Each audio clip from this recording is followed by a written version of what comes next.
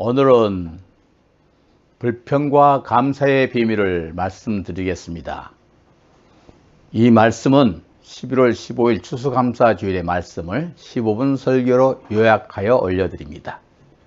본문은 시편 136편 1절로 26절. 여호와께 감사하라.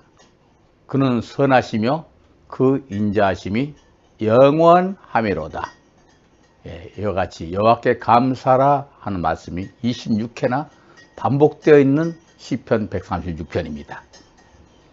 또 데살로니가전서 5장 18절.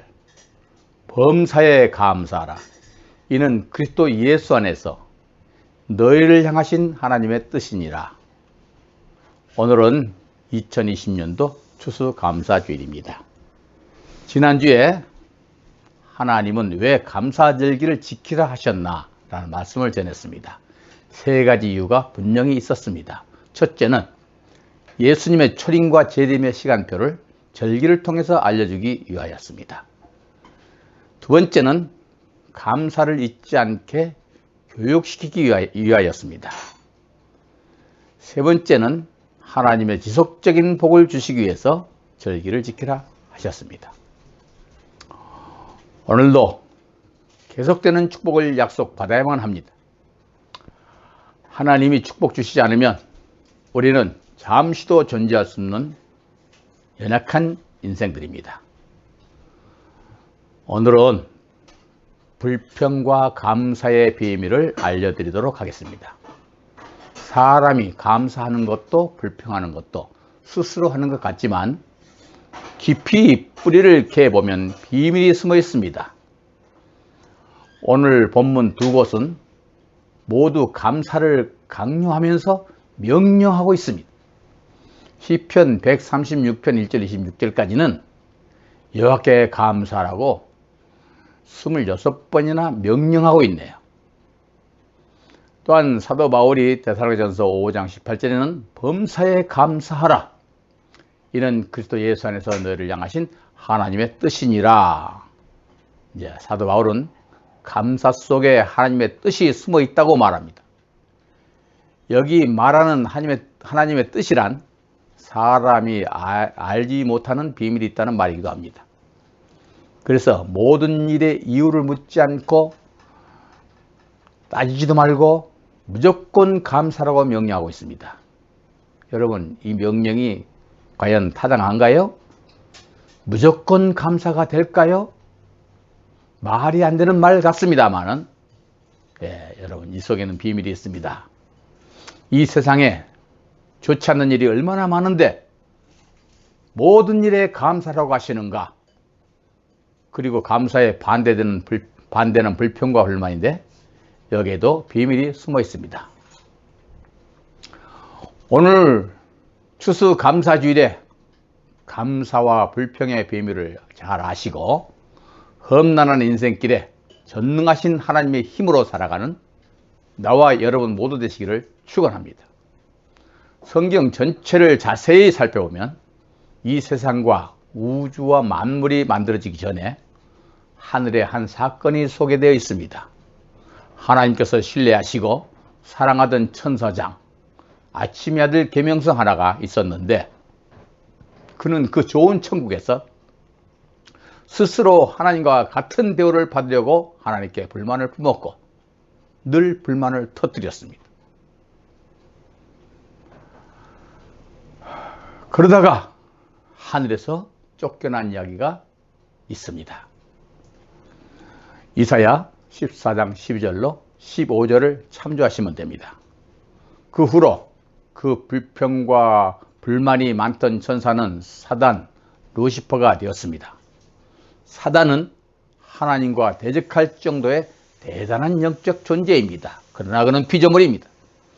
그러던 어느 날 하나님께서 태양계를 만드시고 지구를 만드셨으며 그 속에 에덴을 만들어 하나님의 형상 닮은 사람들이 하나님께 감사하면서 행복에 살게 하셨습니다. 사단이 이 정보를 듣고 에덴 동산의 담을 몰래 넘어 쳐들어왔습니다.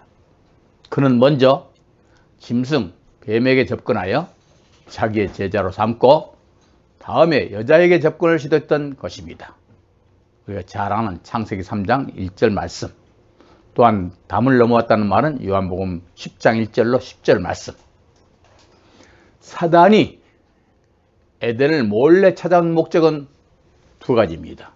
첫째는 하나님의 자녀를 속여서 불평, 불만의 씨앗을 심어주는 것입니다. 두 번째는 감사를 빼앗아 버리는 것입니다. 그렇게 되면 자연히 점점 쇠약한 존재가 되며 하나님과 원수가 되고 죽게 되며 지옥으로 떨어지게 되는 것입니다. 그러면 첫째로 불평의 비밀을 좀 더 말씀드리겠습니다. 불평은 저 마귀가 나를 점령하는 도구입니다. 하나님이 주신 짐승 뱀에게 속아 자기의 모습을 감춘 마귀가 하와에게 와서 하나님이 참으로 너희들의 동산 모든 나무의 실과를 먹지 말라 하시더냐 하고 궤변을 토했습니다. 하나님께서는 동산 모든 실과의 나무를 다 먹되 중앙에 있는 선악을 아는 실과는 먹지 말라. 너희가 먹는 날에는 정령 죽으리라 했는데 마귀는 그것을 엉뚱하게 해석을 해서 모든 실과를 다 먹지 말라고 하더냐라고 질문을 했던 것입니다. 이것은 아담과 하와의 마음속에 불평을 심어주는 마귀의 괴계인 것입니다. 하와는 동산나무의 실과를 우리가 먹을 수 있으나 동산 중앙에 있는 나무의 실과는 하나님 말씀에 너희는 먹지도 말고 만지지도 말라 너희가 죽을까 하노라고 말했습니다. 그러나 마귀는 너희가 결코 죽지 아니하리라. 너희가 그것을 먹는 날에는 눈이 밝아 하나님과 같이 되어 선악을 알 줄을 하나님이 아심이라고 이야기합니다. 여기에 깊은 비밀이 많습니다만 한마디로 설명하자면 선악을 안다는 것은 주권적인 행사를 할 수 있다는 것입니다. 즉 하나님처럼 된다는 말입니다. 내가 선악과를 먹는 날에는 너도 선하고 악한 것을 마음대로 판단할 수 있는 하나님처럼 될 수 있는데 하나님은 그렇게 되는 것이 셈이 나서 선악과를 따먹지 못하게 했다고 불평을 심어 주었던 것입니다. 마귀의 그 불만 섞인 궤변은 여자에게 그대로 통했습니다. 사람은 불만을 말할 때 잘 동화됩니다. 그 불만이 진리같이 다가옵니다. 그래서 마귀의 종이 되어서 마귀와 같이 하나님께 불평과 불만을 털어놓게 됩니다. 여러분, 그래서 망하는 것입니다. 어떠한 경우든지 우리가 내 속에 불평, 불만을 던져주거든 누군가가 내 속에 불평과 불만을 던져주거든 마귀가 다가온 것을 알고 단칼에 잘라버리십시오. 예수 이름으로 잘라버리십시오.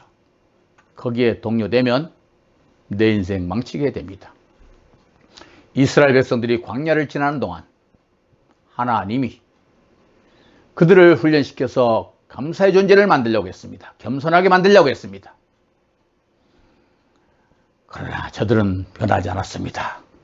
원망과 불평하다가 끝내 하나님의 진노를 사게 되고 죽은 기록이 많이 나옵니다. 끝내는 저들은 애굽에서 나온 저들은 가나안 땅에 못 들어갑니다. 민수기 11장에 보면 하나님께서 아침마다 만나를 내리게 하셔서 잘 먹고 잘 살게 해주셨건만 그들이 애굽에서 먹던 고기와 야채, 과일들이 생각나서 악한 말로 하나님을 원망하네. 하나님이 불을 보내어서 그들의 진을 살인 적이 있습니다. 민수기 14장에는 가나안 정탐 후 10명의 정탐꾼들의 부정적인 보고 때문에 모든 백성들이 그들의 말만 듣고 밤새 통곡하고 하나님과 모세를 원망했습니다. 그 일로 10명의 정탐꾼들은 즉시 임하는 재앙으로 죽고 백성들은 광야로 회진해서 40년을 헤매다가 모두 멸망함을 받게 되었습니다. 민수기 21장 4절 6절에도 이제 가는 길이 멀고 험하다고 원망하고 불평을 하고 음식은 날마다 만나만 먹게 되니 원망하고 불평함으로 하나님께서 불뱀을 보내어 많은 사람들이 뱀에 물려 죽게 했습니다. 하나님께서는 자기 백성이 젖과 꿀이 흐르는 가나안 땅에 들어가기 전에 감사의 훈련을 잘 시켜서 정말 감사하는 백성으로 삼으려고 했습니다. 그런데 그 백성들은 힘들고 고달픈 문제만 생기면 원망을 하고 불평을 터뜨립니다. 물론 그들의 입장에서 보면 불평할 수 있는 조건들은 얼마든지 있습니다. 그들이 하나님의 뜻을 알고 조금만 인내했더라면, 조금만 참고 나았더라면 하나님은 기뻐하며 기적을 베풀어 주셨을 것입니다. 이것은 우리들에게 거울입니다. 신앙생활하는 가운데 불평과 불만을 조심하셔야 합니다. 만약 불평을 말하는 사람이 있다면 불평하는 그 사람이 하는 것이 아니라 벌써 예뱀 마귀가 그를 점령한 것입니다. 빨리 예수 이름으로 쫓아내시기 바랍니다. 이제 두 번째로 감사의 비밀입니다. 감사는 하나님의 마음을 여는 열쇠입니다. 감사는 하나님의 능력과 구원과 은혜를 받는 열쇠입니다. 원망과 불평과 탄식이 마귀에게 우리의 마음의 문을 열어주는 열쇠가 된다면 감사와 찬송은 하나님께 우리의 마음문을 여는 열쇠가 되는 것입니다. 더 나아가 우리가 하나님의 마음문을 여는 열쇠이기도 합니다. 한마디로 감사하는 마음은 하나님과 교통하게 되고 하늘의 온갖 축복과 기적을 끌어내는 축복의 열쇠입니다. 동방의 의인 욥은 하나님의 이 비밀을 잘 알았습니다. 그래서 재산이 하루아침에 다 날아가고 자녀들이 다 죽고 10명의 자녀가 하루아침에 죽습니다. 자기 자신의 몸에 지독한 악창이 나서 기와장으로 자기 몸을 긁고 있으면서도 차라리 하나님을 원망하고 죽으라고는 아내의 그런 저주스러운 말을 듣고도 그는 하나님을 원망하지 않고 불평하지 않습니다. 그 아내 앞에서 욥은 이렇게 말합니다. 욥기 1장 21절 가로되 내가 못해서 적신이 나왔사온즉 또한 적신이 그리로 돌아가올지라 주신 자도 여호와시요 취하신 자도 여호와시니 여호와 이름이 찬송을 받으실지니이다. 이때에 하나님도 욥을 쳐다보고 있고 사탄 마귀도 욥을 쳐다봅니다. 불평 불만이 한마디만 나오면 사탄은 춤춥니다. 그리고 욥은 갑절의 축복을 받지 못하고 영원한 패망으로 떨어질 겁니다. 그러나 그는 끝내 불평하지 않고 취하신 자도 주신 자도 여호와시고 취하신 자도 여호와시니 여호와 이름이 찬송을 받으실지어다. 얼마나 멋있는 고백을 하는지 모르겠습니다. 일본 기업 내셔널의 창업자 마쓰시다 고노스케라는 사람은 온 세계가 알아주는 내셔널이라는 세계적인 기업을 창설한 사람입니다. 그러나 그는 어릴 때에 집안이 망해서 초등학교를 중퇴하고 자전거포 점원으로 일하기 시작했다고 합니다. 그런 그가 오늘날에 와서 570개 사업에 13만 명의 종업원을 건드린 대기업의 총수가 되었던 것입니다. 사람들이 성경의 비결을 물었더니 그는 가난과 허약한 몸 그리고 못 배운 것을 이 세 가지를 감사했기 때문에 하나님께서 복을 주셨다고 말했습니다. 가난했기 때문에 더욱 열심히 일을 해야 되겠다는 각오를 가지고 이를 깨물고 열심히 일을 했고 몸이 약했기 때문에 건강의 소중함을 알고 항상 건강하라고 노력하였고 학교 공부를 못했기 때문에 사람들에게 귀를 기울여 배우려고 애를 쓰는 겸손한 마음을 가지게 되었다고 말합니다.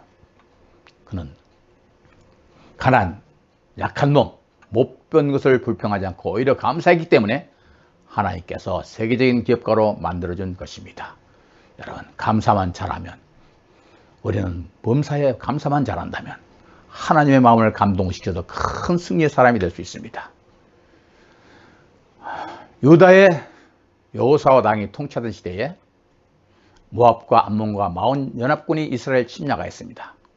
갑자기 외세 침략을 받은 여호사밧 왕은 놀라지 않을 수 없었습니다. 그래서 그는 백성들과 함께 성전에 들어가서 부르짖어 기도했더니 아하시엘이라고 하는 사람을 통해서 응답이 오기를 이 전쟁은 하나님께서 싸워주실 것이니 너희는 놀라지 말고 항호를 이루고 서서 여호와께 구원하는 것을 보라. 그래서 여호사밧은 역대 전쟁사에 없었던 희한한 일을 했습니다. 전쟁에 나가면서 성가대를 조직했고 찬송과 가사를 지어서 가르쳐줍니다. 이렇게 가르쳐줍니다. 찬송하여 이르기를 여호와께 감사하세 그 자비하심이 영원하미로다.